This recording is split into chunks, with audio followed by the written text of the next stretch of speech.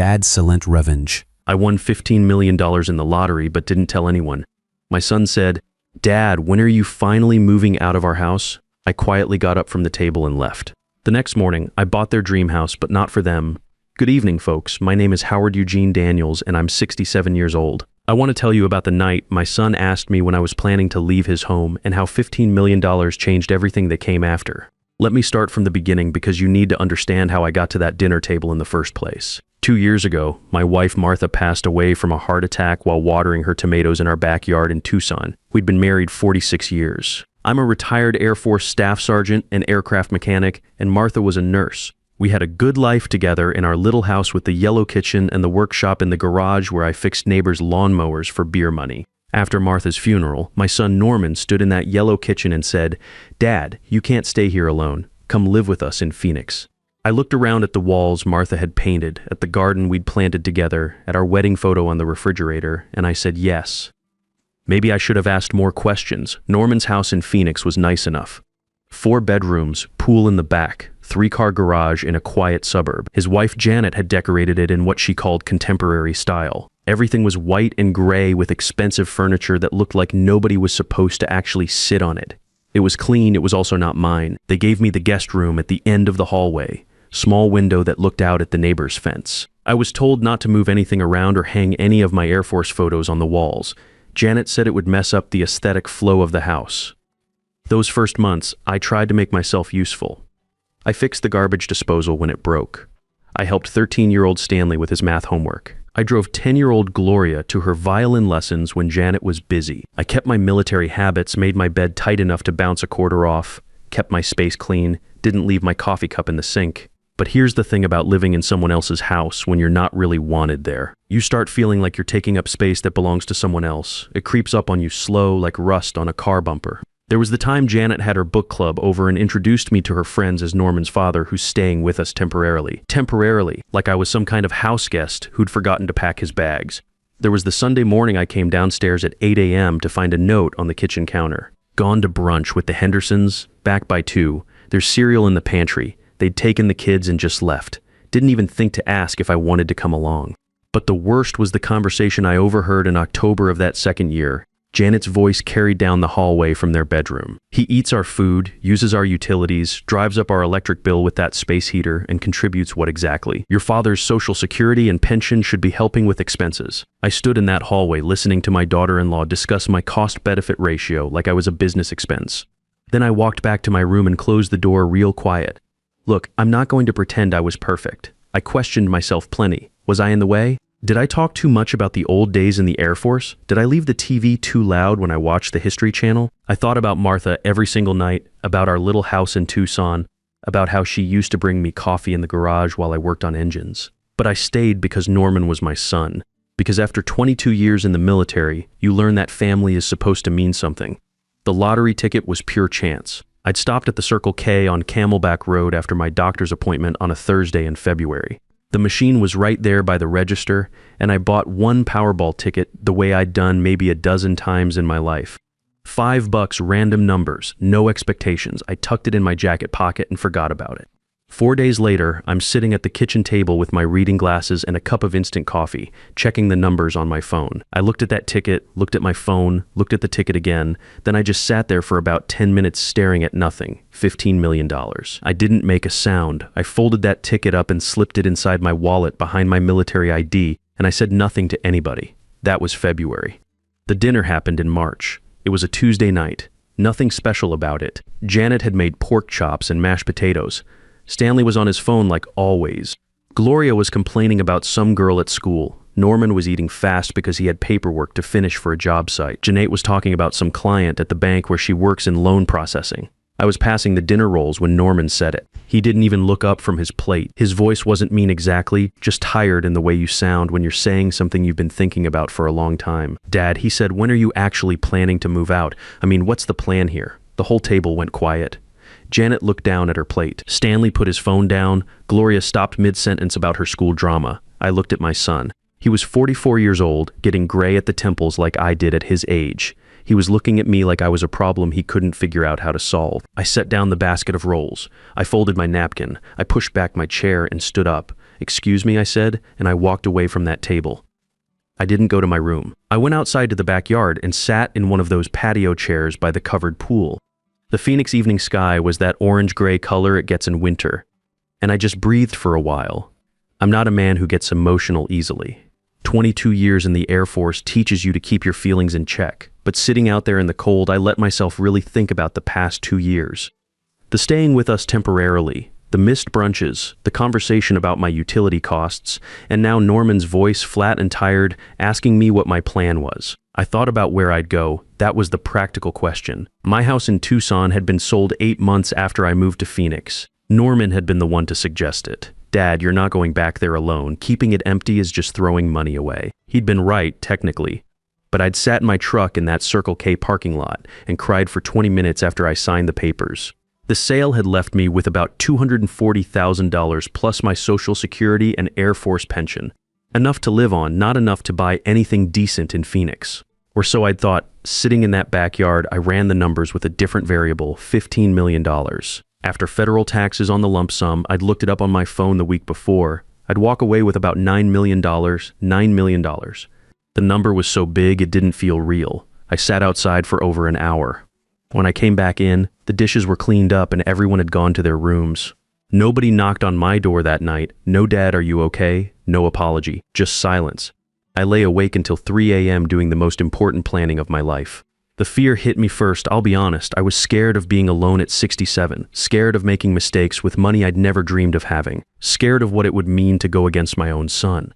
But then I remembered something my old crew chief used to say when I was a young airman working on F-16s. Daniels, he'd say, being scared is useful for about 5 minutes. After that, it's just an excuse to quit.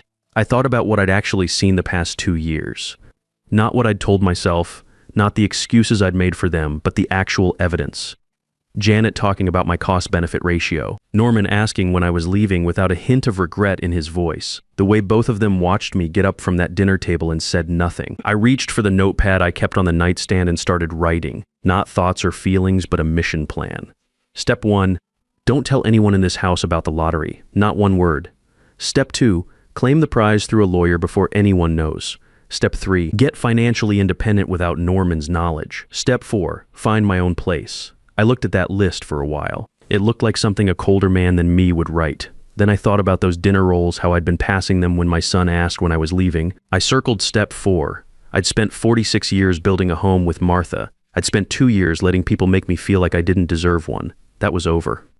The next morning, I was up at 6 a.m. like always, military habits, die hard. I showered, put on my good blue shirt and my Air Force tie clip, and came downstairs before anyone else was awake. I made coffee and opened my laptop, a gift from Ruth, my daughter who lives in Oregon and calls me every Sunday like clockwork. I searched for lawyers in Phoenix who specialized in elder law and financial privacy.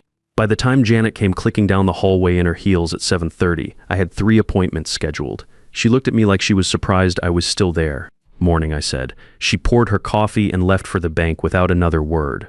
The lawyer's name was Patricia Holloway. Her office was in Scottsdale, quiet and professional with good coffee, and no TV blaring in the waiting room. When I was shown in, she stood up, shook my hand with a firm grip, and said, "Mr. Daniels, you mentioned on the phone this was sensitive. What can I do for you?" I told her everything. The lottery ticket, the amount, the family situation, the dinner conversation. I laid it out like a military briefing, facts, timeline, no emotions. Patricia listened without interrupting. When I finished, she was quiet for a moment. "First question," she said. "Have you told anyone, signed anything with the Lottery Commission?" "No, ma'am. Haven't told a soul." "Good.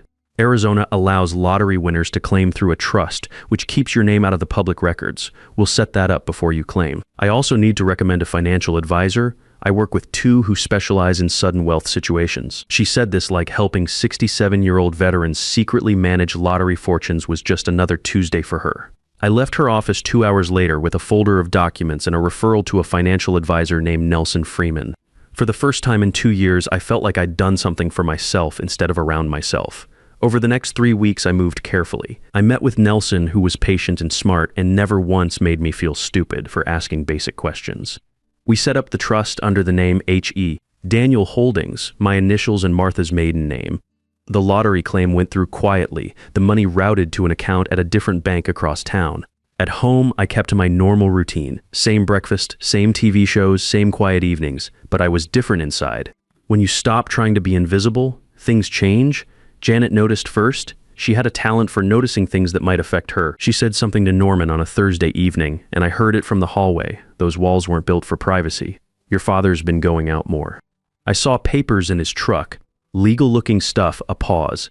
Then Norman, probably just getting his affairs in order. Updating his will or something. My affairs were in order all right. More than they knew. Norman asked me about it the next morning over coffee. Real casual, like he'd just thought of it. Dad, everything okay? Janet mentioned you've had some appointments. I looked at my son over my coffee cup. His face was open, concerned. But underneath the concern, I saw something else, something watchful. Just taking care of some paperwork, I said. You know how it is at my age. Always something to update. He nodded and let it go. But that evening I noticed Janet left her laptop open on the kitchen counter in a way that seemed accidental but wasn't. I also noticed that the folder I kept locked in my room had been moved about half an inch to the left. Someone had tried to get into my business. I sat on my bed looking at that folder for a long time. Then I drove to a FedEx office, made copies of everything inside, and sent them to Patricia's office for safekeeping. The house hunt started that weekend. I'd already been talking to a real estate agent named Alice Thompson, someone who worked a different part of town from Janet's territory. I'd been careful about that. There was one house that stuck in my mind from the first time Alice showed me the listing online. 4 bedrooms, sunroom facing east, big yard, detached garage perfect for a workshop. The kind of house that looked like it was waiting for someone to come home. When I made the offer, full asking price, cash through the trust, Alice called me from her car an hour later. Howard, they accepted.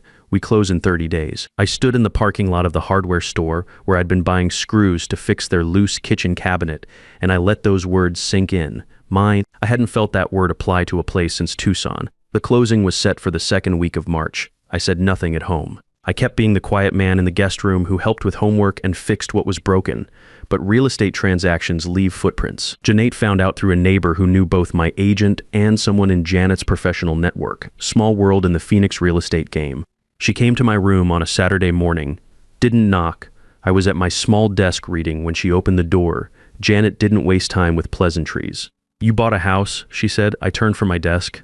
I was wearing my reading glasses and the cardigan Ruth had sent me for Christmas. I looked at my daughter-in-law, who was 41 years old and used to getting answers when she asked questions. I've been looking for a place, I said. A 4-bedroom house on Elm Street. Cash transaction through something called H.E. Daniel Holdings. She crossed her arms. Where did the money come from, Howard? I have savings. Norman and I went over your finances after Martha passed. You had enough to live on, not enough to buy a house in this market. I noticed she said Norman, and I went over your finances like my money was a household budget item they managed together. Things change, I said. Her eyes got narrow. She was doing math in her head, and I watched her do it. Did you get an inheritance? Some account we didn't know about. I took my reading glasses off and set them on the desk. Janet, I said, is there a reason you feel entitled to know my personal financial business? The temperature in that room dropped about 20 degrees. She was quiet for just the right amount of time. The silence of someone changing tactics. We've supported you for 2 years, Howard. We took you in when you had nowhere to go. I think we deserve some transparency there. It was. Took you in. Like I was some charity case instead of a man who'd been paying for groceries and fixing their broken appliances for 2 years. You've been very generous, I said. My voice stayed level, and I'm grateful. I'll be out of your house within the month. I turned back to my desk. She didn't leave. If you've come into money, she said, and now her voice had an edge like a blade. Norman is your son. He's your heir. He has a right to know. I have a lawyer and a financial advisor, I said without turning around, both very competent. Howard. Her voice got sharper. If you're hiding assets and something happens to you, it creates legal complications for this family, for Norman. I set down my pen. I've thought about everything very carefully, I said. Thank you. She left. The door closed harder than she'd opened it. I sat at my desk and my hands were shaking. Not from fear, exactly. From the effort of staying calm when every part of me wanted to stand up and say all the things I hadn't said for 2 years. Norman came to my room that evening. He sat on the edge of the guest bed and looked at his hands. Janet's upset, he said. I noticed, Dad. He looked up. Is there something going on that we should know about financially? He paused. I know what I said at dinner was. I could have said it better. I'm sorry about that, but this feels like you're being secretive, and it's making us worried. Worried. That was the word he chose. I looked at my son. I thought about the 8-year-old who'd helped me change the oil in my pickup truck. I thought about the 20-year-old who'd called from college to tell me he'd gotten his engineering degree. I thought about the 44-year-old who'd asked when I was leaving without looking up from his plate. You don't need to worry about me, I said quietly. I'm going to be fine, he waited. When I said nothing more, he nodded and left. 3 days later, I drove to Elm Street and sat in my truck outside the house for 30 minutes. The yard had mature trees. The garage was big enough for a proper workshop. I thought Martha would have loved the sunroom. I drove home and slept better than I had in 2 years. The atmosphere in that house changed completely the Monday after Norman's visit to my room. Suddenly, Janet was making breakfast again, something that hadn't happened since my first week there 2 years ago. She was wearing her good earrings and her professional smile. "Morning, Howard," she said. "Have a seat.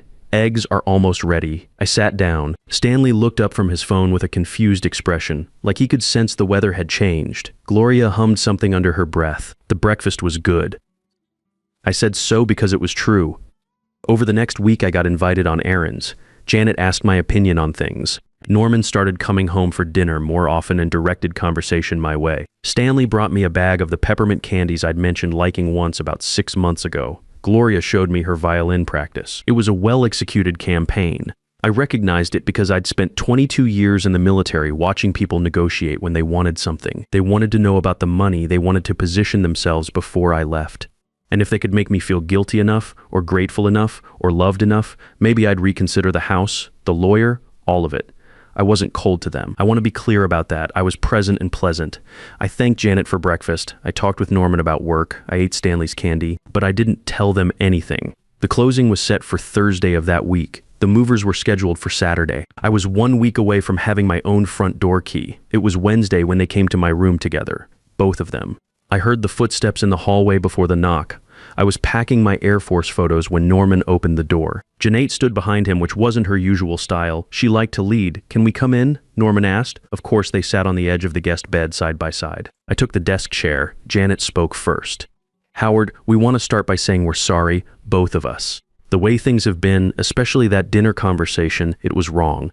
She looked at Norman. "It was," he said. He met my eyes and I could see he meant it, at least partly. "Dad, I don't want you to leave like this. I don't want things to be like this between us." I waited. "We've been thinking," Janet continued, and her voice shifted from warm to careful, "that maybe everything's happened too fast. You found a house, you're packing, but it doesn't have to be this way." She paused. "If you need more space here, we could convert the study. Or if you want your own place, we could help you look as a family. We know the market. We could make sure you end up somewhere safe and appropriate." Safe and appropriate. She wanted control over the transaction. "We just feel," Norman said more quietly, "that handling all this alone with lawyers we've never met, financial advisors, Dad, that's a lot to manage by yourself. We want to help. We're family." I looked at my son, then at Janet. I thought about the folder moved half an inch to the left. I thought about "took you in." I thought about Janet's voice through the bedroom wall talking about my cost-benefit ratio. "I appreciate what you're saying," I said. "Both of you," Janet leaned forward. "Howard, if you've come into money, and I think you have, I think something significant has happened. Please don't make decisions in isolation. Norman is your only son. Think about what Martha would have wanted. There it was, using Martha's memory as leverage. She'd want you to think about your relationship with your grandchildren. Stanley and Gloria love you. They do love me," I said, "and I love them. That's not going to change. Then why are you doing this alone?" Her voice had an edge now, wrapped in concern. "What has someone told you that made you feel like you need to hide things from us?" I looked at her for a long moment. "Nobody told me anything," I said. "I watched and I listened and I drew my own conclusions. I've been doing that for 67 years. I'm pretty good at it." The warmth in Janet's face shifted. Small shift, but I'd been watching her face for 2 years. "You're making a mistake," she said. The performance was peeling back. "Howard, whatever you have, if you're not careful, people will take advantage of you. You'll be a target. We are the people who should be protecting you. Protecting me." I repeated, "Yes." I stood up from the desk chair. I'd been told to stand up straight my whole life, and I'd always listened. "I have a very competent attorney," I said. "I have a financial advisor I trust. I have a daughter who calls me every Sunday and doesn't ask about my bank account. I have a house on a street with good neighbors, and the closing is tomorrow." I looked at both of them. "I'm not a man who needs protecting. I'm a man who needs to be treated with respect. There's a difference." Janet stood up. Her jaw was tight. "You'll regret this." "Maybe," I said. "I can live with that." Norman looked at me for a long moment, something moving behind his eyes that I couldn't read completely. Then he followed his wife out of the room. The house on Elm Street smelled like fresh paint and something faintly floral from the previous owner's garden. My boxes were stacked in the rooms where they belonged. For the first time in 2 years, I could breathe completely. I sent Norman a text that Saturday morning. Moved out today. Room is clean. Thanks for the time I was there. Let's talk soon about getting together. Brief, honest, respectful. He didn't reply for 6 hours. When he did, it was 3 words. Are you okay? I answered, yes. Very much so. 2 weeks later, Norman called to invite me to a family barbecue. Janate's parents would be there, her sister Nancy with her husband, the kids. He presented it as a chance to clear the air. I said yes. I'd been expecting something like this. When I arrived Sunday at 2 p.m., the backyard was set up with tables and Norman was manning the grill. It looked normal. It was designed to look normal. We ate hamburgers and talked about the weather, the kids' spring break plans, Janet's parents' upcoming anniversary. I complimented Norman's grilling and helped Stanley with his baseball glove that had come apart at the seams. Janate let it run for about an hour before she made her move. I want to say something to everyone, she began, addressing the whole gathering like she was making an announcement about Howard. The conversation stopped. Everyone looked at me. Howard has recently made some major financial decisions without consulting his family. We've tried to understand what's happened and he's been secretive about it. She paused. We think he may have received a large inheritance or something similar, and we're concerned he's being taken advantage of by advisors he doesn't really know. The patio went quiet. Janet's parents looked confused. Nancy looked uncomfortable. I reached into my shirt pocket and pulled out a folded piece of paper. Since we're talking about my finances publicly, I said, let me be clear about what happened. I looked around at everyone gathered there. In February, I won $15 million in a lottery. After taxes, that's about $9 million. I let that sink in for a moment. I hired a lawyer and a financial advisor before I told anyone because I wanted to protect myself. I bought a house because I wanted my own place after 2 years of being treated like a temporary guest. I looked directly at Janet. What I can also tell you is that I overheard conversations about being a financial burden. I found evidence someone had gone through my personal papers. Every bit of kindness shown to me in recent weeks started when it became clear I had legal representation. I folded the paper back up. I love my son and my grandchildren, but I won't organize my life around people who saw me as a problem to manage. I stood up. Norman knows where to find me when he's ready to have an honest conversation. I said goodbye to Janet's parents and the kids, got in my truck and drove to my house on Elm Street, where I spent the rest of the afternoon setting up my workshop in the garage. That was 6 months ago. Norman and I meet for coffee every few weeks now. The conversations are careful but getting better. Stanley and Gloria come by on Saturdays to help in the garden and borrow tools for school projects. Janet and Norman separated in August. I don't feel good about that, but I didn't cause it either.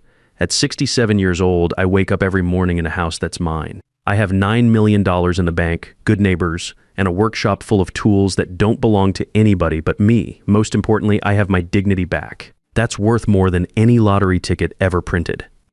You don't wait for other people to hand you a life that feels like your own. You build it yourself, or you spend your whole life waiting for permission that never comes. Respect isn't something you inherit or get handed down through family lines.